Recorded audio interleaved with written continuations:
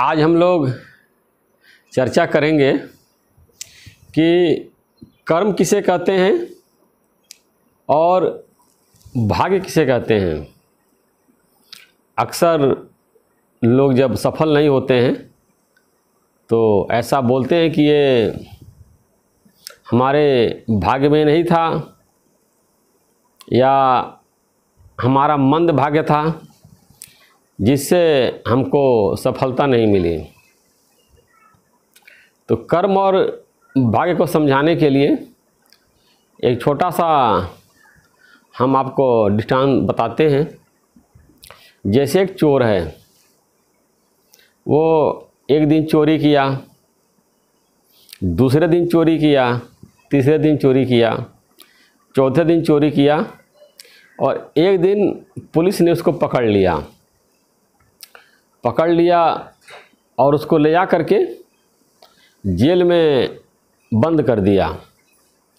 तो जो लोग उससे मिलने जाते थे तो कहता था कि मेरा तो भाग्य ही खराब है, जेल में बंद है। अब बताइए कि उसका भाग्य खराब था कि उसका कर्म खराब था। तो वो चोरी करने के कारण वो जेल में पहुंच गया। तो हम जो खराब कर्म करते हैं उसको हमको खराब फल मिलता है। तो जो भाग्य होता है वो हमारे कर्मों का फल है। अब ऐसा जो हम जीवन भर कर्म करते हैं उसका ज़्यादातर फल हमको इसी जन्म में मिल जाता, देखने को मिलता है। लेकिन किसी किसी कर्मों का फल नहीं मिल पाता है। आदमी मरते दम तक कर्म करता रहता है और उसका फल उसको नहीं मिल पाता है। तो जब देह त्यागता है तो सूक्ष्म शरीर के साथ जीवात्मा परलोक जाता है और उसको सब याद रहता है, हमने क्या कर्म किया, उसके मन में हर बात याद रहता है। और जैसा शास्त्रों में लिखा हुआ है कि स्वर्ग में रहता है, नरक में रहता है और उसके बाद यहाँ पैदा हो जाता है। तो जो पिछले जन्म में उसने कर्म किए, अच्छा किया खराब किया, उसके अनुसार उसको किसी गरीब परिवार में पैदा हो गया या मध्यम परिवार में पैदा हो गया या उच्च कुल में पैदा हो गया। बच्चा एक ही है लेकिन अलग अलग जगह पैदा हो रहा है। तो उसका कारण क्या है? अब ऐसा तो नहीं कि विधाता कोई पक्षपात कर रहे हैं। तो उसका कारण यही है कि पूर्व में जो कर्म किया था उसके अनुसार उसको उसका फल दिया गया है।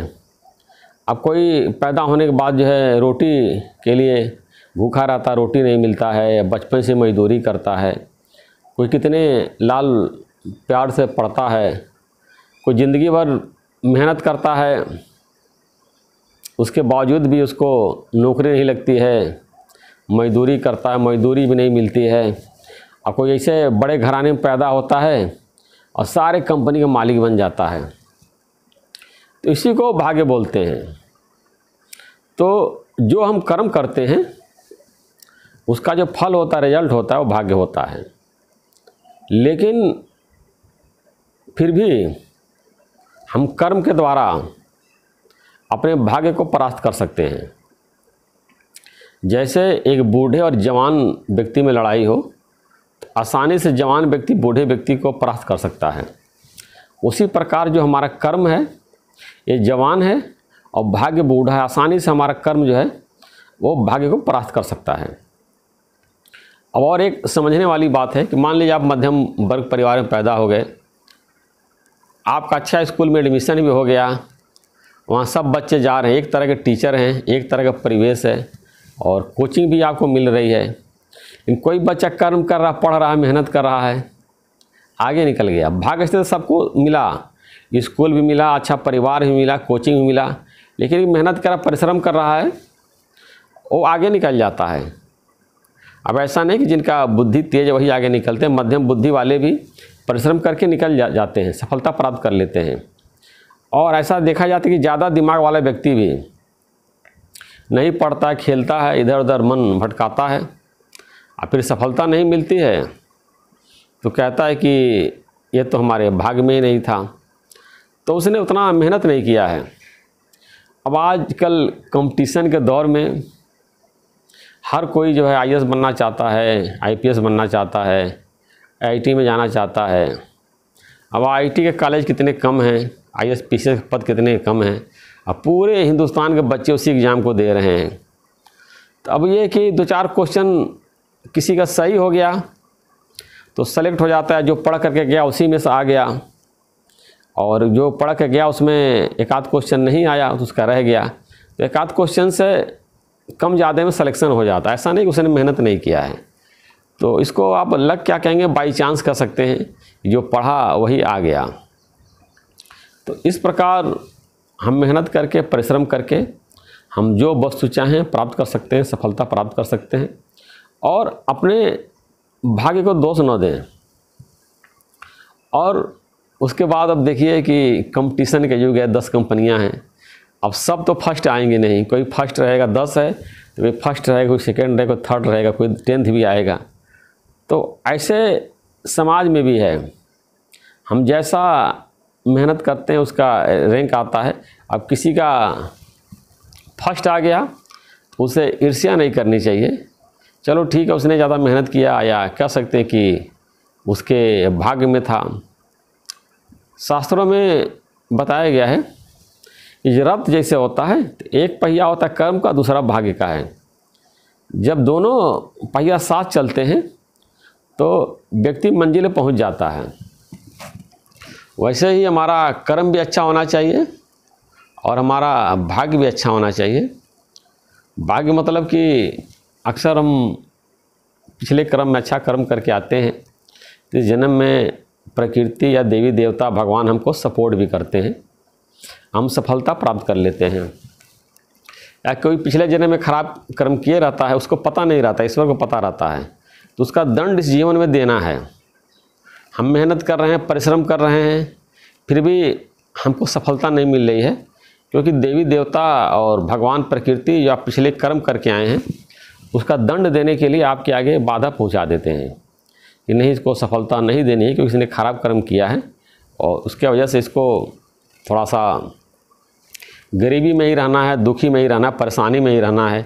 बहुत अच्छा कर्म करने के बावजूद भी, मेहनत करने के बावजूद भी व्यक्ति परेशानी में देखे जाते हैं, और कोई भी साधारण कर्म भी करता है फिर भी प्रसन्न रहता है, उसका बताते हैं पिछले जन्म में अच्छा कोई कर्म किए रहता है, उसके भाग्य की वजह से ऐसा होता है। और कुछ ऐसी सोच भी होती, विचारधारा भी होती है, किसी की इतनी अच्छी विचारधारा होती है, इतनी अच्छी सोच होती है, पॉजिटिव सोच होती है कि वो हर चीज़ को अच्छी तरह से सोचता है, सकारात्मक दृष्टिकोण से सोचता है और जो खुश रहता है। और किसी के पास बहुत ज़्यादा होने के बावजूद भी नकारात्मक सोच रखने के कारण उसमें खुश नहीं रहता है, दुखी रहता है। तो ये हमारे विचारधारा पे भी हम कैसी सोच रखते हैं, हमारा स्वभाव कैसा है, जैसा हमारा स्वभाव होता है वैसा हम कर्म करते हैं। भगवान ने गीता में बताया है कि 3 तरह के व्यक्ति होते हैं, तमोगुणी, रजोगुणी, सतोगुणी। तमोगुणी व्यक्ति जो दूसरे को कष्ट पहुंचाता, परेशान करता है, वो तो मनुष्य नहीं बनता, पशु योनि में जाता है, और बाई देव बन भी गया तो बिल्कुल वो मजदूरों टाइप फैमिली में वो पैदा होता है। दूसरा होता है रजोगुणी, वो किसी को नुकसान नहीं पहुंचाता है, वो केवल अपना स्वार्थ पूर्ति करने में लगा रहता है, तो वो दोबारा मनुष्य बनता है। तीसरे होते हैं उत्तम कोटि व्यक्ति, सतोगुणी, जो दूसरे की सेवा करने, परोपकार करने, भलाई करने में लगे रहते हैं, तो वो देवी देवता बनते हैं या मोक्ष प्राप्त करते हैं, और दोबारा अगर पुनर्जन्म भी होता है तो बहुत कुलीन परिवार में उनका जन्म होता है। तो हम जैसा हमारा स्वभाव होता है हम वैसा कर्म करते हैं और वैसा हमको फल मिलता है। तो हमको अपने स्वभाव को अच्छा बनाना है। अगर हमारा स्वभाव इतनी, ये समझिए कि कर्मों का रूट काज है ये, अगर आपने अपने स्वभाव का अच्छा बना लिया तो आपसे कर्म भी अच्छा होगा और आपका भाग्य भी अच्छा होगा। आपका स्वभाव खराब है तो कर्म भी आप खराब करेंगे, आपका भाग्य भी खराब होगा। अब ये अगस्त मुनि का दृष्टांत आता शास्त्रों में। उनके भाग्य में नहीं लिखा था कि समुद्र पी जाएंगे, लेकिन उन्होंने समुद्र को पूरा पी लिया। तो परिश्रम के द्वारा जो है उन्होंने पूरे समुद्र को ही पी लिया। या भागीरथी ने के भाग्य में नहीं लिखा था कि वो गंगा जी को धरती पर लाएंगे, तो बहुत प्रयास करके जो है वो गंगा जी को धरती पे लाया। तो ऐसा सब हमारे परिश्रम से ही होता है। कभी कभी ऐसा देखते हैं कि खराब कर्म करने वाले ज़्यादा खुश रहते हैं, अच्छा कर्म करने वाले ज़्यादा दुखी रहते हैं। तो इसमें संत लोग दृष्टांत बताते हैं कि दो दोस्त एक साथ रहते थे, तो एक कमरे में रहते थे किराए पे। एक दोस्त एक दिन सत्संग में गया और दूसरा दोस्त जो है पिक्चर देखने गया या नृत्य सुनने गया। लेकिन जब लौट करके आए, जो नृत्य सुनने गया था, देखने गया था, उसको 2 असरफी मिला। और जो सत्संग गया था, पूजा पाठ में गया था, लौट कर उसके पैर में कांटे चुभ गया। तो वो दूसरा दोस्त कहा, देखो बहुत सत्संग गए तो पैर में तुम्हारे कांटे छुप गया, देखो हम गए थे गाना भी सुन करके आए, नृत्य भी देख करके आ रहे हैं, हमको 2 असरफी भी मिली। तो जो सत्संग गया था बड़ा दुखी हुआ और गुरु के पास गया। क्या कारण है कि नृत्य देखने वाले को असरफी मिल रही है, सत्संग वाले के पैर में कांटा चुभ रहा है? तो गुरु ने ध्यान करके बताया कि वो पिछले जन्म में बहुत पुण्य कर्म किया था और उसको 2 घड़ा असरफी मिलने वाली थी, लेकिन वो गलत कर्म के कारण नृत्य देखने गया था और सही कर्म नहीं कर रहा, इसके कारण से उसका वो पुण्य क्षीण हो गया और केवल 2 असरफी उसको मिली। और तुमने किसी का मर्डर किया था, तुमको इस जन्म में फांसी होने वाली थी, तुम सत्संग आ गए तो तुम्हारा वो पाप कम हो गया और केवल एक कांटा चुभ करके रह गया। इस प्रकार ये बताने वाली बातें हैं। तो रामायण में भी लिखा, रामचरितमानस में, कर्म प्रधान विश्व करी राखा, जो जस करे तास फल चाखा। ये पूरा विश्व कर्म पर आधारित है। कर्म के अनुसार ही पूरे विश्व की संरचना हुई है। भगवान ने कर्म करके पूरा विश्व बनाया है और हम जैसा इस संसार में कर्म करते हैं, परमात्मा सर्वोच्च न्यायाधीश हैं, अंतिम न्यायालय वही है और हमारे कर्मों का फल देते हैं। आप उसको अपना भाग्य समझ सकते हैं। तो जो भाग्य होता है वो कर्मों का फल है। जैसा हम कर्म करते हैं वैसा हमको फल मिलता है। और इसमें भी आया है और दोहाया है, पहले रचा प्रारब्ध पीछे रचा शरीर, तुलसी ऐसा जान के मन ना बांधे धीर। पहले हमारा प्रारब्ध बन गया है, उसके बाद ये शरीर बना हुआ है। ऐसा जानने के बावजूद भी मनुष्य जो है संतोष नहीं करता है। चाणक्य नीति में आया है कि जब बच्चा माँ के पेट में आता है तब ये डिसाइड हो जाता है कि क्या बनेगा, कैसा उसका जीवन होगा, जीवन में क्या कार्य करेगा। क्योंकि पिछले जैसा हम कर्म करते हैं वो इस जन्म में उसका फल हमको मिलता है, और इस जन्म में जैसा हम कर्म करते हैं इसी के आधार पे हमारा अगला जो है जन्म डिसाइड होगा कि हमको कहाँ पैदा होना, कैसा हमारा जीवन होगा या हमको मोक्ष मिलेगा। ये सब हमारे कर्म पे निर्भर करता है। हम जैसा कर्म करेंगे वैसा हमको रिजल्ट बाय डिफ़ॉल्ट मिलेगा, और रिजल्ट को ही आप जो है भाग्य कह सकते हैं या फल बोल सकते हैं। तो सबसे ऊपर कर्म है और कर्म का ही परिणाम ही भाग्य है।